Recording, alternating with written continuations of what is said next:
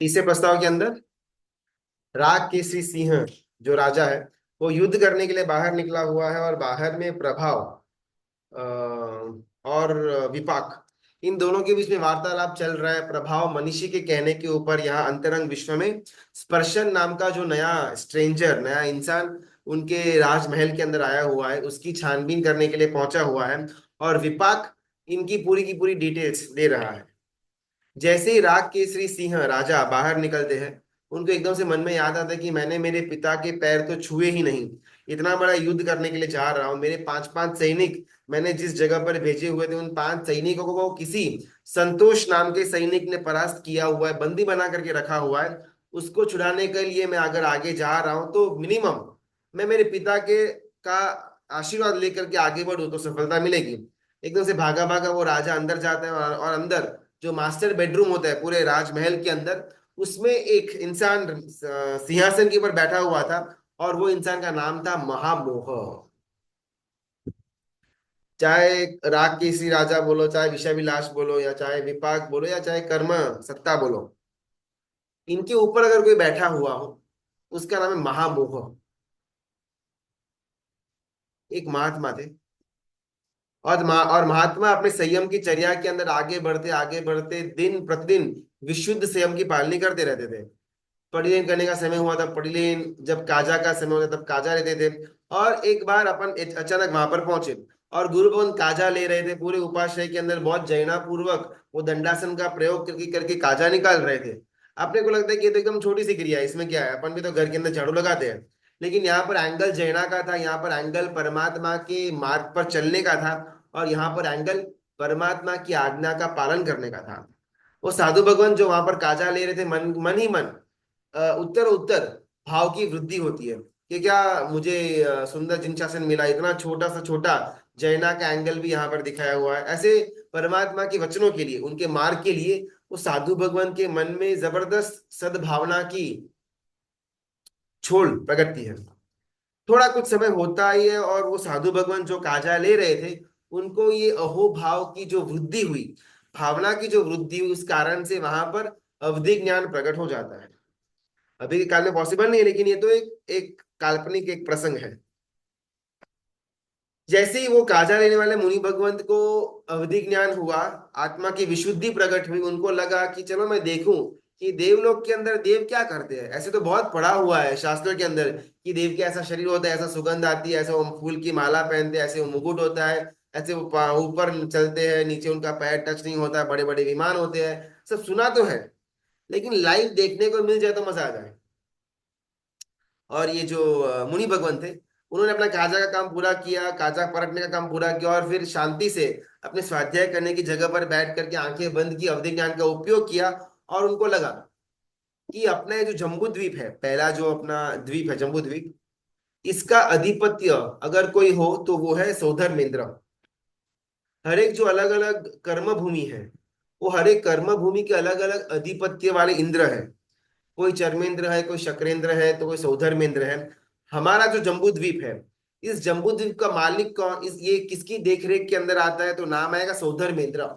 पहला जो दो देवलोक है, सौधर्म नाम का देवलोक, उसका जो इंद्र है, वो इंद्र यहाँ का मालिक है। यानी कि इन शॉर्ट, हमारे जम्बू द्वीप के अंदर कहीं पर कोई भी तीर्थंकर परमात्मा का कल्याणक करवाना हो, तो उसमें मेन रोल कौन प्ले करेगा, सौधर्मेंद्र। बाकी सारे इंद्र भी आएंगे, लेकिन जो इंद्र महाराजा माता के रूम के अंदर जाकर के परमात्मा को पांच रूप से ग्रहण करके मेरु पर्वत के ऊपर जाकर के परमात्मा को गोदी के अंदर बिठाना, वो जो एक इंद्र रहेगा, वो सौधर में इंद्र फॉर जम्बू द्वीप।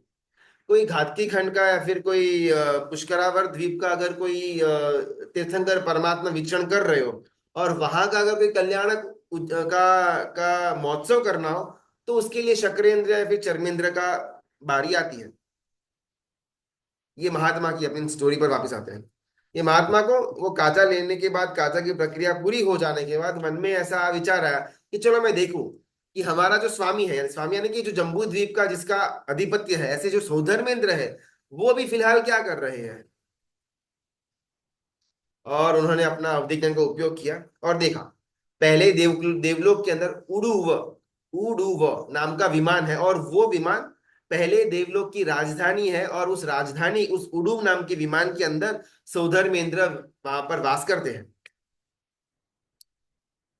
उडु विमान, वो पहले देवलोक की राजधानी कही जाती है, यानी कि कैपिटल सिटी, कैपिटल विमान। वो वहां पर वो उड़ूव नाम के विमान के अंदर ये इंद्र का भवन आया हुआ है, सौधर्म इंद्र का इंद्र। और उसके भवन के अंदर एक वास कक्ष है, यानी कि एक बेडरूम टाइप है। और जैसे अंदर अंदर अंदर अंदर अवधि ज्ञान में ये मुनि भगवान जाते हैं कि अच्छा ऐसा भवन था, इतना लंबा इतना चौड़ा, ओके, अभी इसके अंदर एक वास कक्ष है, उसके अंदर उनका अवधि ज्ञान का उपयोग रखते हैं। तो उसके अंदर देखते क्या है, सौधर्मेंद्र की जो इंद्राणी है उसका थोड़ा मूड बिगड़ा हुआ है, मुंह चढ़ा हुआ है, मुंह सूजा हुआ है, तो उसको खुश करने के लिए इंद्र उसकी चापलूसी कर रहे हैं। बस अभी से मैं ऐसा नहीं करूंगा, अब से तू ये मत बोलना, वो मत बोलना, मैं भी एकदम प्रॉपरली तेरा ख्याल रखूंगा। और गिड़गिड़ाते हुए सौधर्मेंद्र इंद्राणी के पैरों में गिर जाते हैं। वासकक्ष था, यानी कि उनका पर्सनल बेडरूम था, कोई वहां पर सभा नहीं खड़ी थी। लेकिन ये दृश्य गुरु भगवंत को अपने अवधि ज्ञान में दिखने में आता है कि इतना बड़ा जम्बू द्वीप, जिसके अंदर एक भरत, एक ऐरावत और एक महागध क्षेत्र आ चुका हुआ है, जहां पर असंख्य सोने रत्न के ढगले हैं। और इसका जो स्वामी है, इसका जो ओनर है, राइटफुल ओनर सौधर्मेंद्र, वो खुद अपनी इंद्राणी के पैरों पर गिरा हुआ है कि बस अभी मैं तुझे कंप्लेन का मौका नहीं दूंगा, बस लास्ट टाइम माफ कर दे, माफ कर दे, बस भूल हो गई मुझसे, प्रसन्न हो जा, सेकेंड टाइम से रिपीटेशन के अंदर नहीं आएगा। और तब ये मुनि भगवान के मुख से हंसी निकल जाती है, और मुंह से श्लोक निकलता है, शक्रादयो जगन्नाथा यस्य किंकरताम गताः। शक्र यानी कि जो इंद्र है, इंद्र भी जो जग का नाथ माना गया हुआ है, वो भी मोह के आगे, महामोह के आगे एक किंकर समान है। शक्रादयो जगन्नाथा यस्य किंकर ताम गताः। अगर मुझे राग है, अगर मैं किसी वस्तु के लिए आकर्षित हूं, अगर मैं किसी जीव के लिए आकर्षित हूं, अगर मैं राग के अंदर हूं, मैं लाचार हूं। वो राग की पूर्ति करने के लिए मुझे किसी न किसी के पैर तो पड़ना ही होगा। अगर मैं किसी व्यक्ति के लिए मुझे राग है, तो उस व्यक्ति को रीझने के लिए, उस व्यक्ति का समागम प्राप्त करने के लिए मुझे पैर पर पड़ना ही पड़ेगा। अगर मुझे किसी वस्तु का राग है, तो वो वस्तु प्राप्त करने के लिए मुझे मेरे बॉस की चापलूसी करनी पड़ेगी, या फिर मुझे मेरे कस्टमर के पैर चाटने ही पड़ेंगे। शक्रादयो जगन्नाथा यस्य किंकरताम गता। अपने को जनरली ना, देव जो होते, अपने को लगता है कि वो अपने से ऊपर है, भले स्थान में ऊपर है, यस, अपन तिरछा लोक में है, तो वो अपने से ऊपर के राजलोक के अंदर उनका उनका वास है। लेकिन जनरली भी हमारे मन में ये होता है कि देव यानी कि हमसे कक्षा में ऊपर, हमसे विचारों में ऊपर, हमसे शक्ति में ऊपर, हमसे गुणों में ऊपर। जनरली हमारे मन में ऐसा विचार होता है कि देव तो हम हमसे ज्यादा उच्च है, हम देव से थोड़ी निचली कैटेगरी के अंदर आते हैं।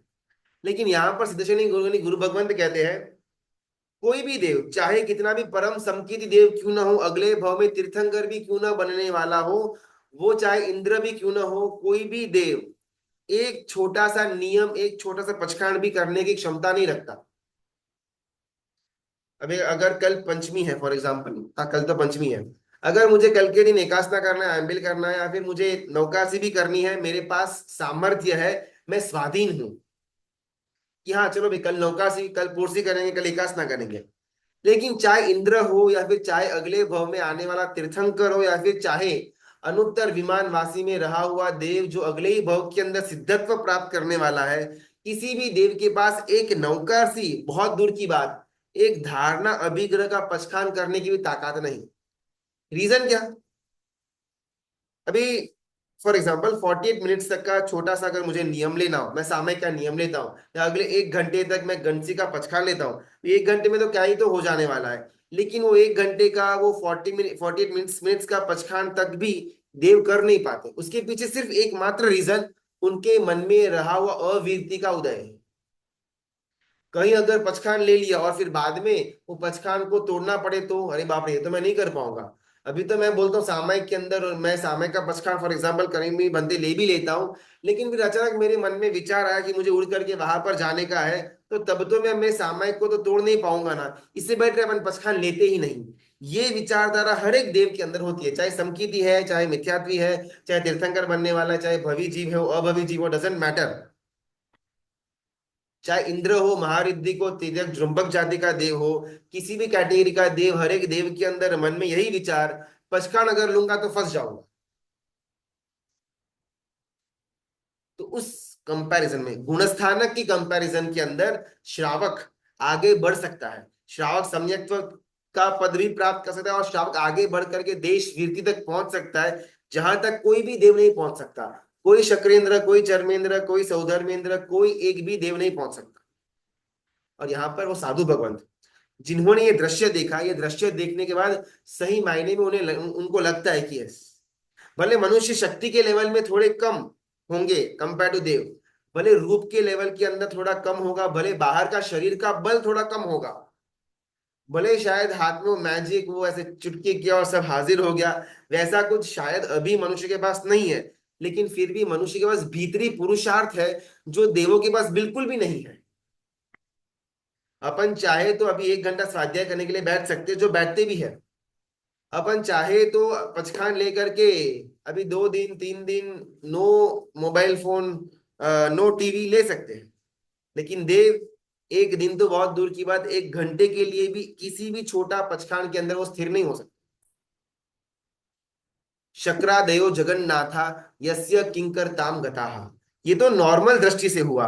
यहाँ पर मुनि भगवान जो काजा लेकर के जिनको अवधि ज्ञान उत्पन्न हुआ, उनको लगता है कितनी दयनीय दशा है देव की, इतना कुछ शुभता वाला कार्य किसी ना किसी भव के अंदर किया हुआ होगा, पुण्य का उन्होंने एक एक बैंक बैलेंस इकट्ठा किया हुआ होगा, उसको ट्रेडिंग करके उनको देव का भव प्राप्त हुआ, और वो देव के भव में करना क्या, चापलूसी।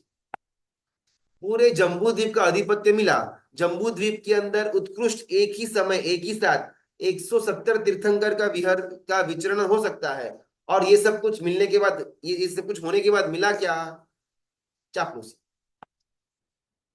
चाहे करोड़पति हो, चाहे अबजपति हो, चाहे देव हो, चाहे इंद्र, चाहे देवेंद्र, चाहे शक्रेंद्र हो, चाहे राजा हो, महाराजा हो, चक्रवर्ती हो, सम्राट हो, चाहे कोई भी हो, लेकिन दुनिया के अंदर अगर मुझे किसी भी वस्तु का या फिर किसी भी व्यक्ति के लिए राग है, मैं भिखारी की अवस्था का हूं। एट द सेम टाइम अगर मैं वैरागी हूं, अगर मुझे संसार में रहने के बावजूद भी आंशिक वैराग्य प्रकट हुआ है, या मुझे कंप्लीट वैराग्य अंदर में जग जागृत हुआ है, मैं सर्ववीर्य के मार्ग पर आगे बढ़ा हुआ हूं, मैं बादशाह हूं, मैं सम्राट हूं, मैं चक्रवर्ती हूं, मैं देवों का भी देव हूं, अगर मेरे अंदर वैराग्य है तो। बहुत बार अपना मन में प्रश्न आता है कि आजकल इतना डिफिकल्ट शासन के अंदर का समय आया हुआ है, हर जगह जहां पर देखो वहां पर या तो कोई लफड़े के अंदर जिन शासन पड़ा हुआ है, कोर्ट केस के अंदर, तीर्थों को लेकर के, या गच्छवाद के अंदर थोड़ा बहुत तर्क वितर्क या फ्रिक्शन के अंदर चल रहा है। ऐसे समय के अंदर कोई देव आकर के अपना पर्चा दिखाए, सबको सही राह दिखाए, पूरे शासन की एकता कर ले, कितना अच्छा हो जाए। लेकिन देव आए क्यों? उनके पास जो कुछ भी नहीं है, अगर वो मेरे पास हो तो शायद वो आकर्षित होंगे।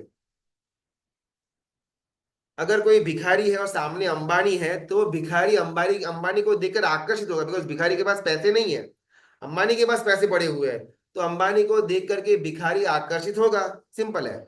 लेकिन दोनों भिखारी है, तो एक दूसरे को देख करके उनको आकर्षण बिल्कुल भी नहीं आएगा।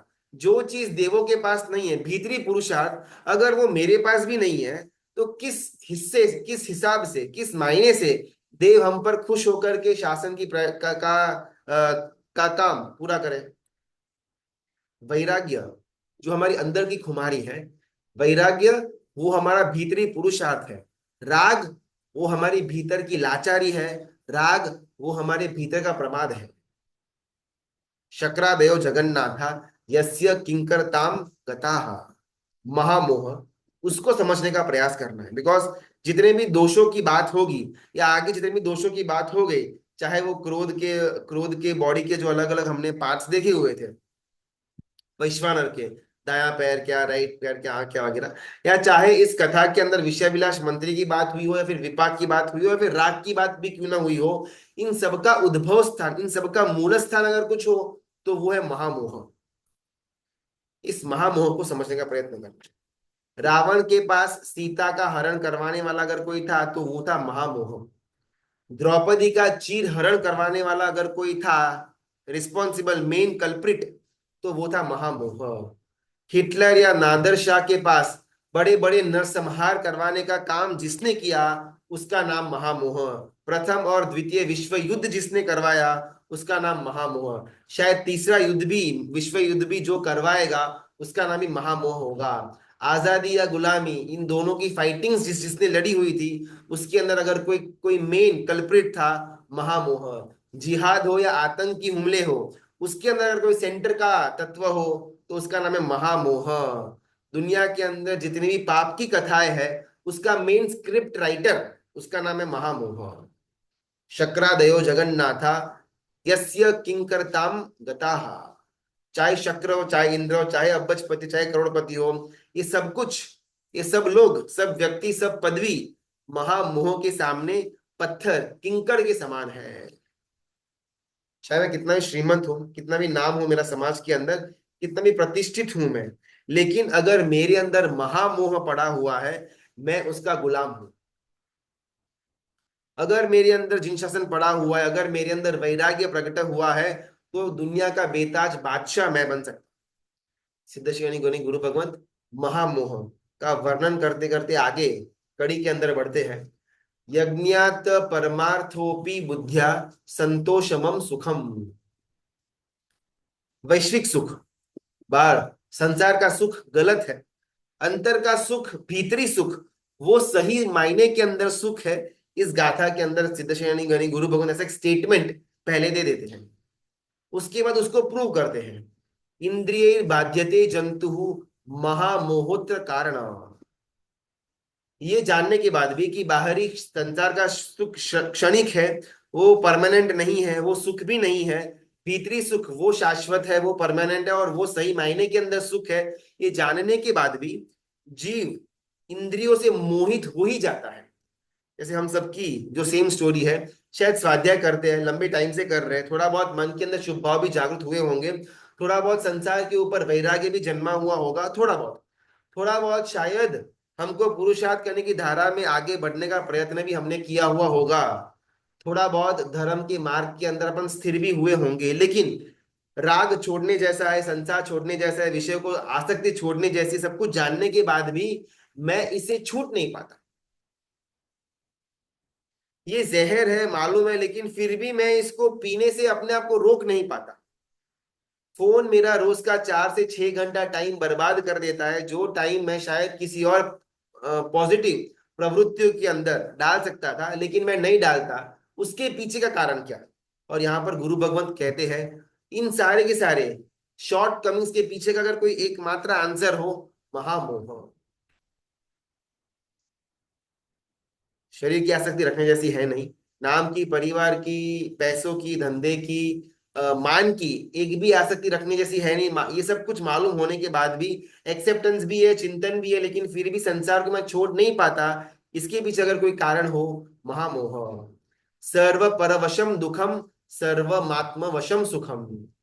जहां जहां पर मैं पराधीनता के अंदर जाता हूं, जहां जहां पर मैं वस्तुओं का पराधीन बनता हूं, जहां जहां पर पुद्गलों के अधीन मैं बन जाता हूं, जहां जहां पर व्यक्ति के अधीन मैं बन जाता हूं, जहां जहां पर बाहर की परिस्थिति का अधीन मैं बन जाता हूं, उतना उतना समय मैं दुख के अंदर रहता हूं। जितना जितना मैं स्वाधीनता की तरफ आता हूं, जितना जितना मैं खुद की आत्मा की तरफ और ज्यादा नजदीक मेरा कॉन्शियसनेस चली जाती है, उतने उतने स्थान के अंदर, उतने उतने समय के अंदर मैं सुख की अनुभूति करता हूं। ऐसा स्टेटमेंट दिया, और इसको प्रॉपरली तर्क के साथ गुरु भगवान प्रूव करेंगे। परमार्थ क्या था मालूम पड़ा, गोल क्या था मालूम पड़ा, जीवन के अंदर का ज्ञान मिला, समझ भी मिली। शायद आज से 15 20 25 साल पहले शायद मालूम नहीं था कि क्या धर्म, क्या मोक्ष, क्या अभक्ष्य, क्या जीव दया, नो आइडिया एट ऑल, क्या चरित्र, कुछ नहीं मालूम था। लेकिन धीमे धीमे धीमे जीवन में आगे बढ़ा मैं, परमार्थ एक फिक्स हुआ, चलो भाई इस भाव का मेरा टारगेट है सम्यक की प्राप्ति करना, या फिर मुझे ये गुण चाहिए, वो दोष को निकालना है। हर एक का कुछ अपना अपना टारगेट होगा इस भाव के अंदर का। परमार्थ मालूम पड़ा, उसके साथ साथ ज्ञान भी आया। ओके, अगर सम्यक की प्राप्ति चाहिए तो फिर ये सारे सारे दोष को बाहर निकालना पड़ेगा। ये सम्यक की अलग अलग लिंग है, अगर ये जीवन के अंदर उद्भव हो जाती है तो सम्यक की पूर्व भूमिका के अंदर मेरा प्रवेश होगा। ये ज्ञान मिला मेरे को। सेकंड है, थर्ड में समझ भी मिली। ओके, ये करने जैसा है। गोल बांधा, गोल को फॉलो करने के लिए एक गाइडलाइंस का ज्ञान भी मिला, और साथ में इतनी भी मुझे पुष्टिकरण मिला कि ये करने जैसा है। बहुत बार क्या होता है ना, अपने को रास्ता मालूम होता है लेकिन फिर भी अपन को उसकी समझ नहीं होती है। रात्रि भोजन करने से नरक का आयुष्य का बंद होता है, मैं जानता हूं, और मेरा लक्ष्य नरक बिल्कुल भी नहीं है। परमार्थ मेरा कुछ और है। ज्ञान भी है कि मैं जिस रास्ते से जा रहा हूं वो रास्ता मुझे मेरे मार्ग तक, मेरे मेरे परमार्थ तक लेकर के नहीं जाता, लेकिन फिर भी मैं अपने आप को स्टॉप नहीं कर पाता। परमार्थ मालूम है, ज्ञान मिला, और ऊपर से इसमें आगे बढ़ने की समझ भी मिली कि इसमें ही आगे बढ़ने जैसा है। लेकिन फिर भी अंदर में जो इंद्रिय जंप करते हैं, बस खाना है, बस ये देखना है, बस इसका स्पर्श चाहिए, ये स्मेल चाहिए, ये गाना सुनना है, ये जो अंदर में इंद्रियों का एक एक एक आसक्ति है। इंद्रिया जो अंदर में एक तूफान, एक बवंडर, एक सुनामी विचारों का लेकर के आते हैं, उससे बचना मेरे लिए बहुत डिफिकल्ट बन जाता है। और उसका अगर कोई कारण हो, महामोह, परस्पृहा महादुखम, निस्पृहत्वम महासुखम। सिद्ध श्रेणी यानी गुरु भगवंत कहते हैं, जितना जितना मैं पराधीनता के अंदर जाऊंगा, चाहे पुद्गल की हो, वस्तु की हो, व्यक्ति की हो, पराधीनता, परस्पृहा महादुखम, उतना मैं महादुख, दुख भी नहीं महादुख के अंदर पहुंच जाऊंगा। निस्पृहत्वम महासुखम, जहां पर निस्पृहता है, मुझे व्यक्ति मिले तो भी ठीक है, न मिले तो भी ठीक है, ये पुद्गल मिले तो भी प्रॉब्लम नहीं, न मिले तो भी प्रॉब्लम नहीं, ये वस्तु मिले तो भी चलेगा, न मिले तो भी चलेगा, ये निस्पृहता अगर मेरे अंदर आ गई, महासुखम।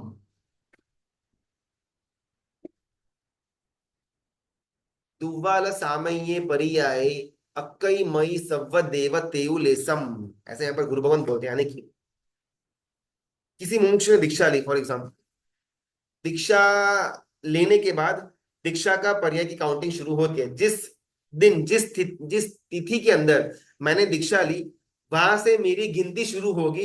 1 साल, 2 साल, 3 साल, इसको अपन दीक्षा का पर्याय बोलते हैं।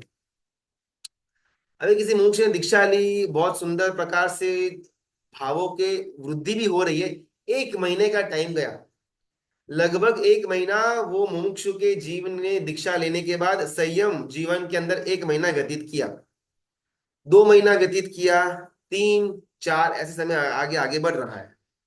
यहाँ पर सिद्ध श्रेणी यानी गुरु भगवंत कहते हैं कि पहला 1 महीना का पर्याय पूरा हुआ, लगभग 30 दिन वो जीव ने, मोक्ष के जीव ने संयम की आराधना के अंदर वो 30 दिन निकाले। 30 दिन के बाद वो संयमी जीव कितना सुख का महसूस करेगा, इज इक्वल टू वाण व्यंतर कैटेगरी के जो देव है, उन देवों के अंदर उत्कृष्ट सुख जितना मिल सकता है, उतना सुख 1 महीने के चारित्र वाले आत्मा को प्राप्त होता है। 2 महीना ये देवलोक, 3 महीना ये देवलोक, साल भर हो गया, ऐसे ऐसे एक महीना आगे बढ़ते बढ़ते बढ़ते एक एक देवलोक को अपने को ऊपर ऊपर ऊपर तक लेकर के जाने का। और आखिरी में 1 साल पूरा हुआ, मोक्ष में दीक्षा ली, गुरु भगवान की आज्ञा के अनुसार अपना जीवन की पालनी कर रहे हैं, 1 साल 12 महीने निकल गए। और यहाँ पर सिद्ध श्रेणी यानी गुरु भगवान बात करते हैं, दुनिया में जितने भी देव है, चाहे वो भवन के पति के हो, क्षेत्रपाल के देव हो, वंतर हो, वाणयंत्र हो, ज्योतिष हो, वैमानिक हो, ग्रैवेय के हो, या अनुत्तरवासी देव हो, 64 इंद्र हो, 64 इंद्र की शायद असंख्य इंद्राणी हो, इंद्र का जो मेन पर्सन है, या फिर जितने भी देव है, हर एक देव का सुख को मिलाने के बाद अगर कोई वैल्यू आती हो, उससे असंख्य गुना ज्यादा सुख एक साधु भगवंत को 1 साल की संयम आराधना करने पर मिलता है। संतोषजम महासुखम। इस बात को प्रूव करने के लिए कि संतोष से सुख मिलता है, इंद्रियों की आसक्ति को पूरा करने से नहीं। संतोष से सुख मिलेगा हमारे मनपसंद व्यक्ति से हमारा मिलन हो उससे नहीं, संतोष से ही सुख मिलेगा। हमारी मनपसंद वस्तु से हमारा मिलन हो जाए उससे बिल्कुल भी नहीं। ये क्या है, शायद अपने को आइडियल लगे कि ऐसा होना तो चाहिए, लेकिन दुर्भाग्य ये कि हमको ऐसा फील नहीं होता। अपने को अपनी मनपसंद वस्तु और मनपसंद व्यक्ति हो, मनपसंद कपड़े हो या मनपसंद दृश्य हो, वो देखने पर जो सुख की अनुभूति होती है, वो सुख शायद हमको संतोष में, अनुभव में नहीं आता। बड़े तीर्थंकर परमात्मा ने बोला हुआ है, श्रद्धा पूरी है। भले यहाँ पर गुरु भगवान भी ये स्टेटमेंट को ग्रंथ के अंदर स्थान देते हैं तो उचित ही होगा, नो डाउट्स, लेकिन अनुभव के अंदर नहीं आता, प्रॉब्लम वहां पर है। और वो हमारे अनुभव में कैसे आए उसके बारे में पॉइंट बाय पॉइंट यहाँ पर सिद्ध श्रेणी गणेश गुरु भगवान अपने स्टेटमेंट को प्रूव करेंगे। पूरी दुनिया की जितनी भी संपत्ति हो, जितने भी देव देवलोक के अंदर जिंदा हो, उनका जो वैभव हो, उन सारे देवों का वैभव और उन दुनिया के जितने भी धनाढ़ संपत्तिवान व्यक्ति लोग हैं, उनके सुख को मिलाने पर भी एक साधु का 1 साल का जो संयम पर्याय है, उसमें जो सुख की प्राप्ति वो साधु भगवंत को होती है, वो सुख कई गुना ज्यादा। प्रशमृति ग्रंथ के अंदर उमा स्वाति जी महाराज कहते हैं, यज्ञात परमार्थोपि बुद्धिया संतोषजम सुखम। अगर मेरे पास संतोष है मैं टाटा, अगर मुझे कुछ वस्तु की आवश्यकता है ही नहीं मैं बिरला, अगर मुझे पैसे का बिल्कुल भी दिक्कत पड़ती नहीं है, जितने भी मेरे पास है उससे मैं एकदम खुशी खुशी अपना जीवन निकाल सकता हूं, मैं अंबानी। लेकिन अगर दिन रात पैसा पैसा पैसा दिमाग के अंदर चलता हो, कल उठ करके ये शेयर में इन्वेस्ट करना है, 2 दिन पहले हुए शेयर का अभी आज एक्सपायरी, आज उसको बेचना पड़ेगा, 1 महीने पहले एफ&ओ में इतना हमने डाला हुआ था, दिन और रात दिमाग के अंदर यही चलता रहे। और आज तो इतना डिफिकल्ट समय, वीडियो गेम की तरह स्टॉक मार्केट के एप्स फोन के अंदर आ चुके हुए हैं। जैसे अपन पहले वो कैंडी क्रश वगैरह खेलते थे, आज की जनरेशन वो स्टॉक्स को लेती और बेचती उस हिसाब से है। दिन रात बस कौन सी कंपनी के लिए कौन सी कंपनी को बेचना, कहां पर कौन सा इनसाइडर न्यूज मिल रहा है, कौन सा सेगमेंट आगे बढ़ रहा है, बाहर के, इंडिया के बाहर की क्या न्यूज खबर आ रही है, उसी के अंदर पूरा का पूरा दिमाग भागता रहता है। और हमेशा फोन के ऊपर ये स्टॉक बेचा, ये लिया, इतना मुनाफा मिला, चलो बस आज का काम हो गया। दिन रात अगर मैं पैसों के पीछे भागता रहता हूँ या पैसों का चिंतन मेरे दिमाग के अंदर चलता रहता है, सबसे गरीब इंसान मैं। हम अगर अपना जीवन का थोड़ा बहुत अपन इंट्रोस्पेक्शन करें ना, तो अब तक हमने जितने पैसे कमाए हुए हैं उसका बहुत ही छोटा भाग हमने घुमाया हुआ है। या तो हमने इन्वेस्टमेंट किया होगा, या तो प्रॉपर्टी ली हुई होगी, सोना लिया हुआ होगा, म्यूचुअल फंड फंड होगा, एसआईपी होगा, स्टॉक मार्केट होगा, एफडी होगा, या फिर ऐसा कुछ ना कुछ होगा। लेकिन हमने एक्चुअल में एक्सपेंस खुद पर कितना किया, बहुत कम। खाया पिया थोड़ा बहुत अपन घूमने गए, थोड़ा बहुत अपन कपड़े वगैरह खरीदे बस। लेकिन बहुधा हमने जो पैसे कमाए, वो पैसे हमने या तो इन्वेस्टमेंट करके रखे हुए हैं या उसको एसेट के अंदर चेंज कर दिया हुआ है। यहाँ पर गुरु भगत समझाते हैं कि इतना पैसा पैसा पैसा करके जो पैसा कमाया हुआ है वो तो एज इट इज पड़ा हुआ है। बहुत कम परसेंटेज ऑफ वो जो पैसा कमाया हुआ है उसको हमने खर्च भी किया हुआ है। चलो एक बार के लिए हमारी ऐसी मान्यता है कि पैसा आएगा तो सुख मिलेगा, ये साधन मिलेंगे, जो गलत सोच है। लेकिन वो सोच में अगर आगे नहीं बढ़ते हैं, फिर भी हमने पैसों को खर्च भी नहीं किया हुआ है। अगर महीने का, अगर मैं लाख रुपए कमाता हूं तो मैं 20 30 40 तक मेरा दिन, मेरा महीने का खर्चा पूरा कर दूंगा। बाकी 50 या 60 यहाँ पर ये इन्वेस्टमेंट, यहाँ पर वो जमीन खरीदनी है, यहाँ पर उसका ईएमआई देना है, यहाँ पर उसका क्रेडिट कार्ड का बिल पे करना है। तो जो पैसा पैसा पैसा करके मैं पूरा मेरा दिन और रात बिगाड़ रहा था, वो पैसे कमाने के बाद भी पड़े तो एज इट इज है। मैं भिखारी या मैं श्रीमंत, मुझे पैसे की दिक्कत ना पड़े, जितना है उतना सुखी है। अगर मुझे आज लाख रुपए मिलेगा, नो प्रॉब्लम, कल उठ करके वो लाख का 1000 भी हो जाए, नो प्रॉब्लम। अगर मेरे ऐसा भूमिका है तो यहाँ पर सिद्धश्रेणी गुनी गुरु भगवान कहते हैं कि मैं अंबानी जैसा। अगर मुझे कुछ आवश्यकता है ही नहीं, मैं बिरला जैसा। अगर मेरे अंदर संतोष परम स्थान पर पड़ा हुआ है, मैं टाटा जैसा। इष्टोपदेश नाम के ग्रंथ के अंदर पूज्यपाद स्वामी महाराज कहते हैं, वासना मात्र वैरेतितः सुखम दुखम च देहिनाम।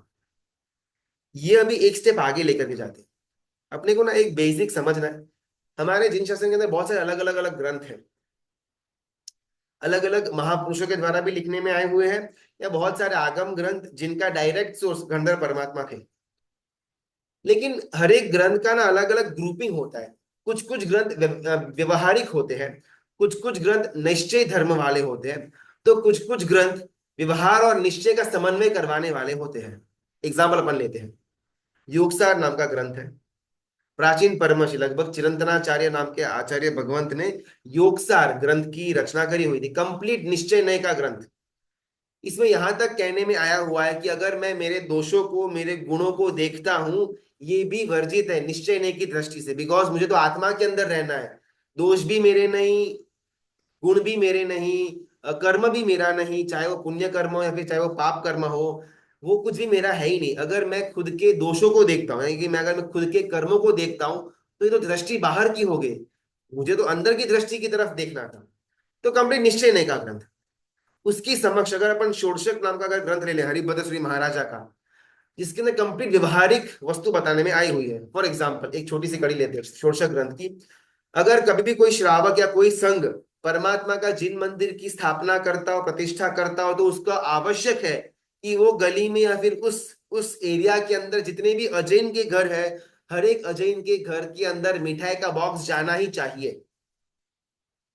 निश्चय नहीं से परमात्मा को पूजना है, मोक्ष मार्ग में आगे बढ़ना है। अभी वो अजैनों को जाकर के मिठाई देने का तो कोई मतलब ही नहीं बनता। निश्चय नहीं से, व्यवहारिक नहीं से अगर मंदिर बांधा हुआ है, वहां पर लोकेलिटी में रहे हुए अजैन अगर उसके तरफ उनको द्वेष होता है, ईर्ष्या होती है, न्यूसेंस लगता है, सिरदर्द लगता है, तो उसके द्वारा हमारी आराधना कम होगी, बिकॉज बार बार उनकी बीच बीच में उंगली आती रहेगी। और सेकंड, उनके लिए बोधि बीज दुर्लभ हो जाएगा।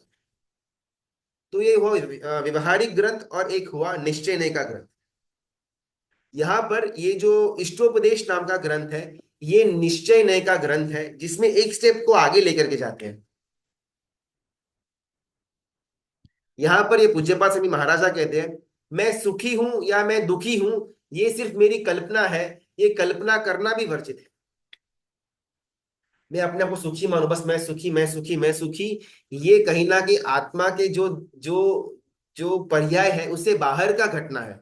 आत्मा के अंदर मैं रहूंगा, बस फुल स्टॉप, उसके अंदर ही मुझे सुख मिलने वाला है। लेकिन अगर मैं सोचूं कि ऐसा ऐसा करने पर मुझे सुख मिलेगा, उपधान करने पर मुझे सुख मिलेगा, नव्वाणु करने पर मुझे सुख मिलेगा, ऐसा नवपद का होली करने पर मुझे सुख मिलेगा, वो भी वर्जित है। और ऐसा ऐसा करने से मुझे दुख की प्राप्ति होगी, वो सोचना भी वर्जित है। ये हुआ अपना निश्चय नहीं का ग्रंथ, उसको थोड़ा साइड में रखते हैं, पहले अपन व्यवहारिक ग्रंथ के अंदर आते हैं। यहाँ पर सिद्धशनि यानी गुरु भगवंत कहते हैं कि जहां जहां पर मैंने इंद्रियों का दमन किया, जहां जहां पर मैंने मेरे विषयों की आसक्ति को कम किया, जहां जहां पर मैंने महामोह से दूर आया, जहां मैं वैराग्य के अंदर स्थिर हुआ, मैं सुख की प्राप्ति करूंगा। ये व्यवहारिक दृष्टि का एक ग्रंथ है। जहां जहां पर भोग, आपत्ति के अंदर भोग हमको रोग जैसा लगता है। अगर मुझे बुखार है, अगर मुझे शरीर के अंदर पाचन शक्ति एकदम कमजोर हो चुकी हुई है, ऐसी अवस्था के अंदर कोई सामने दूध का मावा रखेगा, रसगुल्ला रखेगा, मैं नहीं खा पाऊंगा, बिकॉज उसे बॉडी के अंदर ताकत ही नहीं है।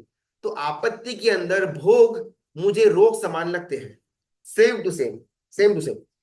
जब जब मुझे संसार के अलग अलग पर्याय, चाहे वो पैसों का पर्याय हो, घर का हो या धंधे का हो या परिवार का हो, जब जब मुझे ये सारे की सारी आसक्तियां, भोग विलास, विषय, महामोह या राग, जब जब ये मुझे रोग समान लगे, तब तक समझ लेना कि मैं वैरागी। मुझे अगर घर के अंदर रहने में मजा आता हो, मुझे अगर नए नए इस्त्री टाइट कपड़े पहनने के अंदर मजा है, अगर मुझे बाल बनाने के अंदर, दाढ़ी बनाने के अंदर, मेकअप करने के अंदर मजा आता हो, घूमने के अंदर मुझे कोई प्रॉब्लम न लगता हो, मनपसंद खाने के अंदर मुझे कोई भी दोष न लगता हो, तब तक मैं वैरागी बिल्कुल भी नहीं हूं। शायद कंप्लीटली हर एक पर्याय के अंदर वैराग्य न भी आए, लेकिन कोई ना कोई एक पर्याय से वैराग्य की शुरुआत होगी। चलो खाने के अंदर मुझे वैराग्य है, पहनने के अंदर वैराग्य है, देखने के अंदर वैराग्य है, टेस्ट के अंदर वैराग्य है। एक एक करके वैराग्य आगे बढ़ेगा, लेकिन कहीं पर भी कोई भी हमको वैराग्य की धारा छूती ही नहीं है। हर एक जगह के हर एक विषय हमको अच्छे ही लगते हैं, तब तक मैं दुखी ही रहने वाला हूं। अभी ये बोल तो दिया स्टेटमेंट, लेकिन इसको बहुत सुंदर एग्जाम्पल के द्वारा यहाँ पर सिद्धेश्वरी गणी गुरुबंधु प्रूव करेंगे। सोचो कि हमको गुलाब जामुन बहुत पसंद है, ओके, लेकिन अभी क्या हुआ, ये सब धर्म धर्म का सुनने के बाद हमको मालूम पड़ा कि बाहर का गुलाब जामुन जो रहता है वो तो अभक्ष्य रहता है, वो तो मावा की मिठाई है, तो एक रात के बाद तो वो खपती तो नहीं है। लेकिन अपन को तो गुलाब जामुन बहुत पसंद है, और अभी अभी चातुर्मास के अंदर साधु भगवंत आकर के गए संघ में, उन्होंने बाधा दी कि भाई 4 महीने एटलीस्ट आपको अभक्ष्य का त्याग करना है। उसमें जोश से मैं खड़ा तो हो गया, बाधा तो ले लिया, लेकिन अभी प्रॉब्लम हो रहा है, गुलाब जामुन खाना है खाना है खाना है। 3 महीने हो गए, चातुर्मास शुरू हुए, गुलाब जामुन नहीं खाया, बहुत इच्छा हो रही है। तो हमने कुछ जुगाड़ किया, कुछ घर के अंदर मावा बनाने का ट्राई किया, कहीं से यूट्यूब से रेसिपी ली, उसको फॉलो किया, 2-3 घंटा मेहनत की, मस्त गुलाब जामुन बनाया। उसको गरम गरम तलने के बाद चाशनी के अंदर डाला, 2-3 घंटा वेट किया, पूरा गुलाब जामुन चाशनी से एकदम सॉफ्ट सॉफ्ट बन गया। उसको बाहर लिया, उसको एक कटोरी के अंदर डाला, मुंह के अंदर रखा, और जबरदस्त टेस्ट। पहली बार का बनाया था लेकिन बहुत अच्छा बना, एकदम प्रॉपर सॉफ्टनेस थी उसका, चाशनी का भी टेस्ट बराबर आ रहा था। मुंह के अंदर रखा, चबा रहा हूं अभी। इतने में फोन की रिंग आती है, मैंने फोन उठाया और मालूम पड़ा कि हमने कल जो हमारा पूरा का पूरा सेविंग्स निकाल करके स्टॉक में लगाया हुआ था, वो कंपनी पूरी की पूरी उड़ गई। अभी मुंह में रखा हुआ गुलाब जामुन कितना स्वाद देगा। शायद 10 मिनट पहले तक जो गुलाब जामुन मुझे 3-3 महीने का जो मेरा विरह था उसको पूर्ति करने के अंदर जबरदस्त सुख दे रहा था, एक फोन कॉल आया, सुख गायब।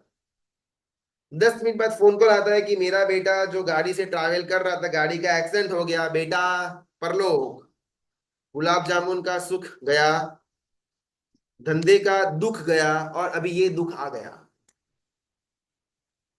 जहां जहां पर मैं बाहरी तत्वों के अंदर, जहां जहां पर बाहरी पुद्गलों के अंदर, वस्तु के अंदर, जहां जहां पर बाहर के इंद्रिय के विषयों के अंदर मैं सुख की परिकल्पना भ्रमणा के अंदर रहता हूं, मुझे सिर्फ और सिर्फ दुख ही मिलने वाला। He is the richest whose pleasure are the cheapest. दुनिया में सबसे श्रीमंत से श्रीमंत वही इंसान है जिसको सुखी होने में, जिसको आनंद होने में, जिसको हैप्पीनेस प्राप्त करने के अंदर सम कम से कम एकदम लिमिटेड साधन चाहिए। मुझे एक सूखी रोटी मिल गई, पेट फुल हो गया, मैं एकदम सुखी।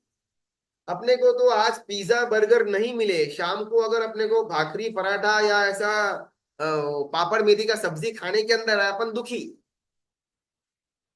मुझे भाड़े का घर मिले, मैं परम सुखी नहीं, मुझे तो 3 BHK 4 BHK महल जैसा ओपन बालकनी वाला घर हो तो ही मैं सुखी। जिनको, जिस व्यक्ति को आनंदित होने में, सुखी होने में कम से कम साधन की आवश्यकता हो, वो सही मायने के अंदर दुनिया का रिचेस्ट पर्सन है। जिसको सुखी होने में बहुत ज्यादा साधनों की आवश्यकता पड़ती हो, सबसे ज्यादा दुखी इंसान वो है। मुझे एसी हो तो ही मैं सुखी, एसी भी 18 डिग्री पर हो तो ही मैं सुखी। सुख के साधन जितने जितने जितने लिमिटेड के अंदर मुझे सुख की प्राप्ति होगी, उतना मैं श्रीमंत व्यक्ति। जितने जितने साधन ज्यादा चाहिए सुख के, और उसके बाद कहीं ना कहीं जाकर के मुझे सुख मिलता हो, तो सबसे ज्यादा गरीब इंसान पूरे विश्व के अंदर मैं।